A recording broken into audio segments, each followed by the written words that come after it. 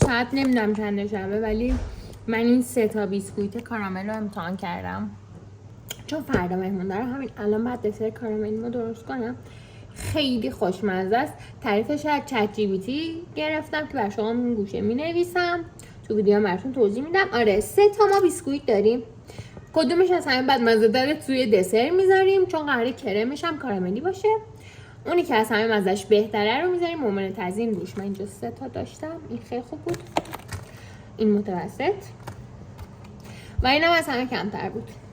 بریم درستش کنیم. خامه دارم، پنیر کرمی دارم، اینم پنیر کرمیمه. اینا رو حالا باید هم میکس کنیم به اضافه سس کارامل و شکلات. یکم کوکینگ پروداکت میخوام بهش اضافه کنم. این 3 تا، اینم چون مایه است و خیلی شیرینه خیلی خوشمزهش میکنه. من مثل حالت کرم تور میخوام. این به درد من میخوره. الان اینا رو میذارم که میکس بشن.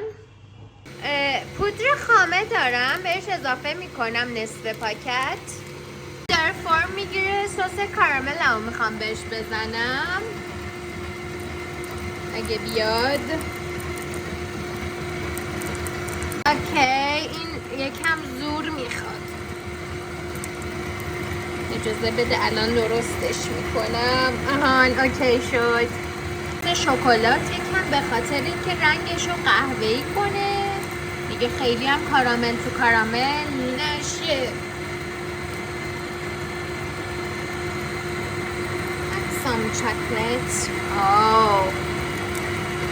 اون بیسکویتی که از همه بعد مزه تر بود و من میخوام پودرش کنم. باید اینجوری بذاریم که پودر بیسکویت، بعد این خاممون، بعد دوباره این پودر بیسکویت، یه دونه مامان تزیین از این بیسکویت یا از این بیسکویت میذاریم. گفتم که الان اگه درستش کنم هوا میگیره و تزیین روش خراب میشه. من خاممو فرم میدم میذارم یخچال، فردا سر همش میکنم. من براش بمیرم یکم تیست کنم.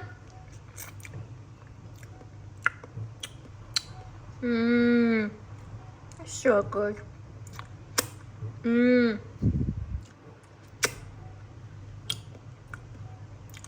Awesome.